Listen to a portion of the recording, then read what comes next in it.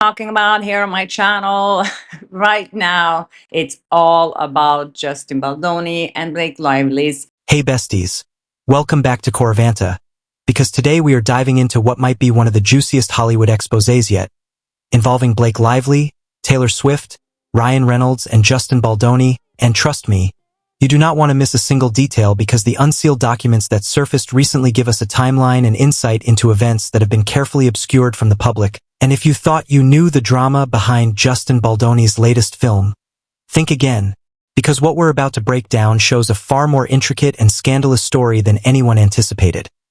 First off, it appears that Taylor Swift's involvement in the movie is far more significant than she or her PR team has publicly claimed, as documents reveal that she was present at critical moments on set, including during a confrontation at Blake Lively and Ryan Reynolds' penthouse, where Justin was subjected to a heated tirade from Ryan regarding an innocent question he had asked about Blake's weight, which Ryan perceived as fat-shaming, and according to the timeline, Taylor Swift and Hugh Jackman were in the apartment when this occurred, contradicting Swift's public statements that she was only there to meet Blake's team and offer casual support. And what's even more surprising is that these moments, previously hidden from the public, show that Taylor may have had a hand in influencing Blake's decisions regarding wardrobe, production scheduling, and how she interacted with the cast, as she was present when Blake left the shoot to attend a Taylor Swift concert in mid-May, which coincided with the Vegas filming schedule and forced a production delay. And this raises questions about priorities, as Blake's attendance at the concert directly affected the film's timeline. Yet the public was only ever told about minor schedule adjustments without any context about Blake's personal decisions. Beyond scheduling, the timeline also reveals early production friction, including incidents where Justin Baldoni expressed empathy toward Blake regarding personal matters, like the passing of her father, only to have these gestures later weaponized against him to portray emotional vulnerability on set as unprofessional. And then we have wardrobe controversies, where Blake defended choices that fans criticized as outdated or frumpy, attributing her stance to advice allegedly from Taylor Swift, who supposedly said, "The fans don't know what they want until you give it to them," echoing a philosophy famously associated with Steve Jobs about innovation. Yet when applied here, it comes across as dismissive of fan feedback, suggesting that both Blake and Taylor position themselves as arbiters of taste and decision-making, overriding the preferences of fans and cast alike. And this is where we see the power dynamics begin to crystallize, because Blake used Taylor's advice to justify wardrobe decisions, bolster her authority on set, and assert control in ways that increasingly sideline Justin. And even more revealing, documents show that Blake's husband Ryan Reynolds' marketing company, Maximum Effort, was involved at screenings and events where Justin's contributions were intended to be highlighted, suggesting strategic positioning to control narrative, influence key stakeholders, and gain leverage over the production's perception. While simultaneously, Justin was being isolated from the cast, including Colleen Hoover, whose early rapport with him was later disrupted as Blake and Ryan maneuvered to bring her into alignment with Blake's vision and editorial control, creating a wedge between Justin and essential collaborators. Adding another layer, the documents disclose the sequence of interactions where Blake repeatedly refused to return to set without legal guarantees of control, effectively threatening litigation to enforce her terms, which included rights over editing, producer credit, and ultimately director influence. And during this period, text messages allegedly show Taylor's guidance subtly steering Blake to prioritize her authority over collaborative efforts, reinforcing the idea that Taylor's influence, though behind the scenes, was more significant than publicly acknowledged, as she not only witnessed key confrontations but also provided strategic counsel that empowered Blake to make unilateral decisions affecting cast, crew, and production outcomes. Other incidents further highlight the chaos, such as Justin consulting Blake's trainer regarding weight considerations for a physically demanding scene, only for this information to be misconstrued and weaponized against him, escalating tensions, embarrassing him in front of other celebrities present, including Taylor, and painting him unfairly as insensitive, while Taylor's presence and perceived advice contributed to an environment where Blake's responses and decisions were emboldened, illustrating a complex web of personal relationships, strategic guidance, and calculated influence that manipulated the production dynamic to favor certain parties over others. And this pattern extends to the way Blake handled script changes, communication with producers like Alex Saxes, and interactions with Colleen Hoover, offering access, influence, and collaboration selectively to those who aligned with her narrative, while deliberately limiting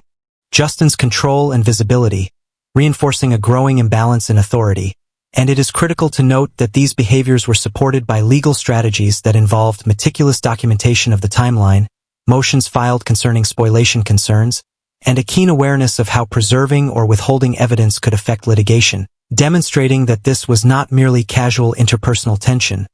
but a calculated campaign to assert dominance over both the production and the public perception of events. As we move through the timeline, it becomes clear that Taylor's involvement, attending penthouse meetings, influencing wardrobe philosophy, and indirectly supporting Blake's demands for control, was far more than the superficial, passive role her PR attempted to portray. And when combined with Ryan Reynolds' active reinforcement of Blake's authority, the resulting environment created a layered, high-stakes battle of influence and control on set, leaving Justin isolated, disempowered, and facing public scrutiny fueled by selective narratives crafted by those with greater access and leverage. So, Part 1 of this Coravanta exposé establishes the foundation of the scandal, showing pre-production conflicts, wardrobe controversies, penthouse confrontations, and the strategic alignment between Blake and Taylor that would shape subsequent post-production power struggles, with all of these dynamics culminating in a pattern of manipulation,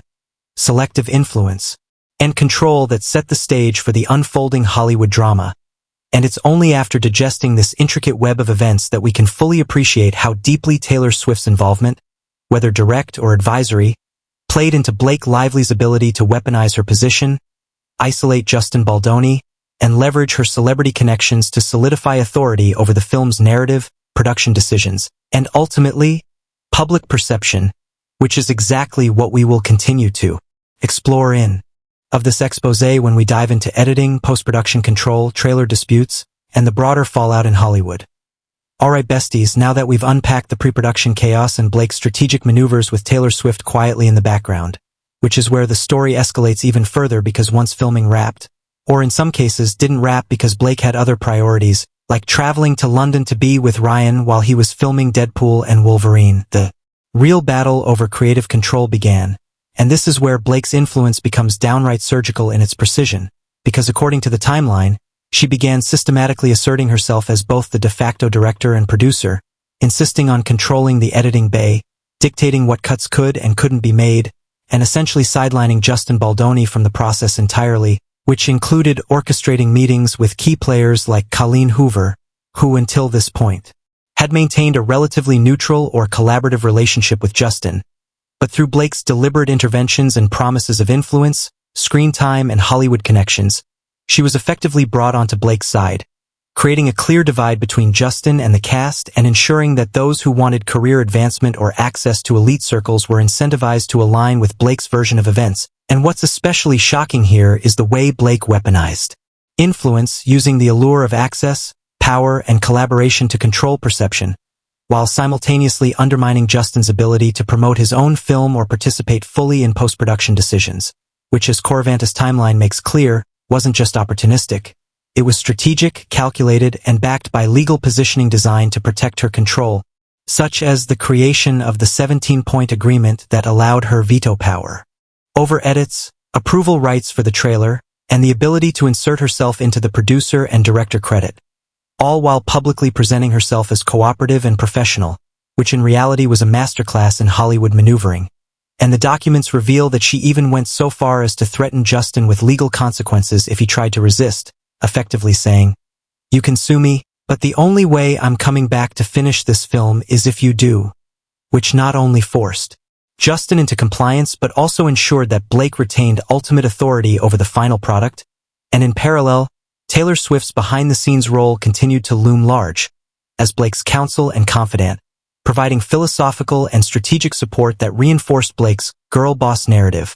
offering advice like, "People don't even know what they want until you give it to them," which, when applied to production decisions, wardrobe, editing, and narrative control, became a justification for overriding fan feedback, disregarding Justin's creative input, and asserting dominance over every aspect of the film's public and private trajectory. And this extends to the trailer dispute, where Blake refused to approve the trailer unless she had complete control, and even threatened to call Taylor to prevent the use of her song in the film's promotion, a move that demonstrates the fusion of celebrity influence and production authority in a way that few had witnessed before, turning what should have been collaborative post-production into a chessboard of strategic manipulation, with each move carefully designed to consolidate power and marginalize Justin. And the effect of this extends even further when we consider how Blake cultivated relationships with the cast, like Isabella and Brandon, who were invited to exclusive screenings and events, such as Book Bonanza, funded entirely by Blake to ensure their loyalty, while simultaneously isolating Justin from the same networks,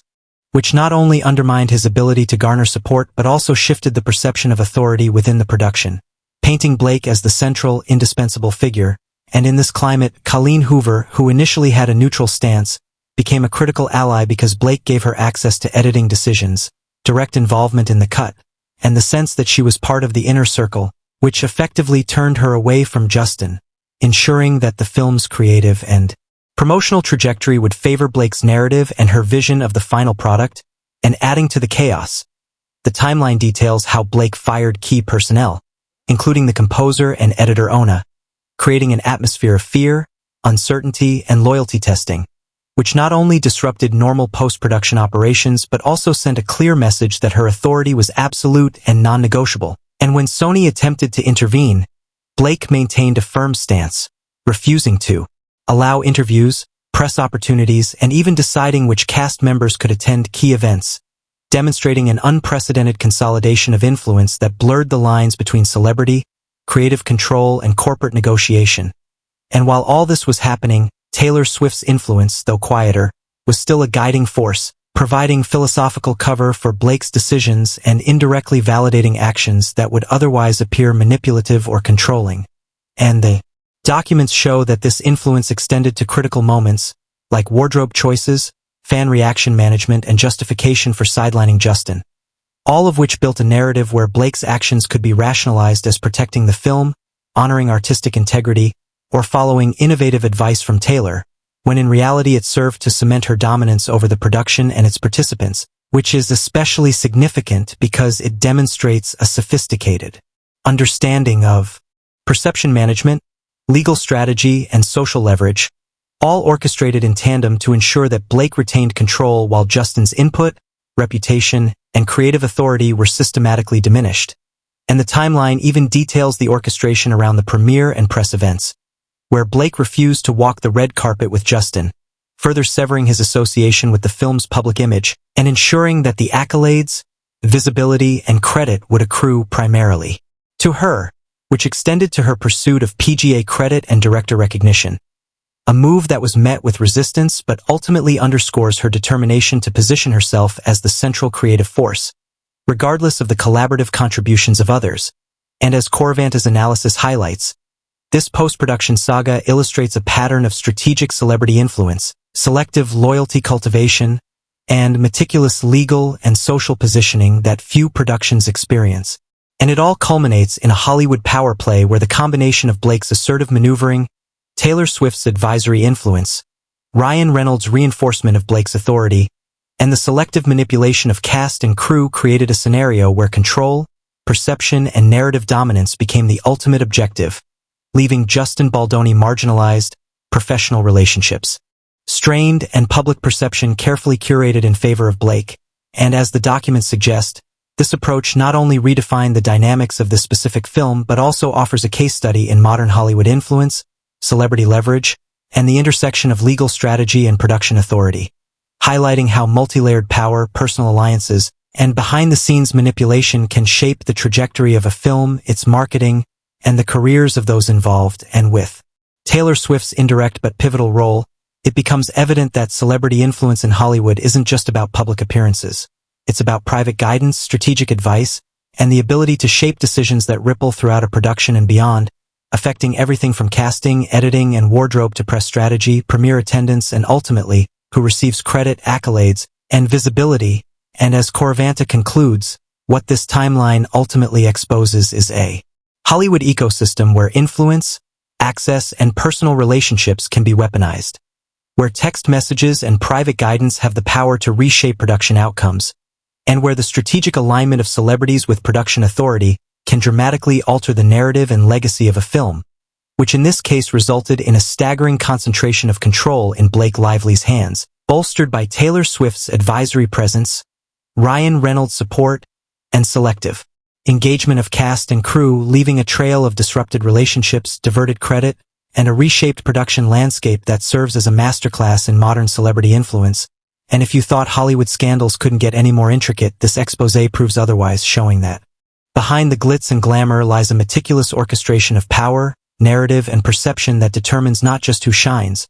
but who is pushed to the sidelines. And as more text messages, documents, and first-hand accounts surface, Coravanta will continue to break down these developments, revealing just how deep the influence runs, how far the strategy extends, and how celebrity alliances and counsel, whether direct or indirect, can decisively determine the fate of a production, a cast, and the public's understanding of both, leaving fans, insiders, and audiences stunned as the full scope of this Hollywood power struggle comes to light.